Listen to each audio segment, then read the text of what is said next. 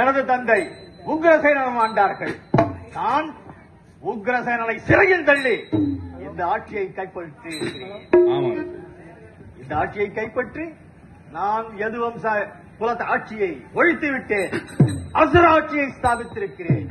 ஏன் நான் எதுகுலத்தில் பிறந்தாலும் காலநேமி என்ற அசுர சக்கரவர்த்தியின் அம்சமாக தோன்றியவன்.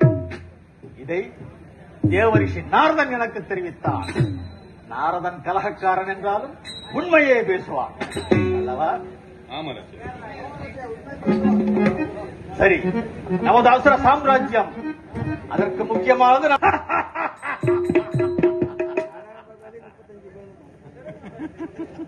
தேர்கள், யானைகள் உள்ளது. குதிரைப்படையிலோ எத்தனை குதிரைகள் இருக்கின்றன? 32 லட்சம் குதிரைகள் உள்ளன.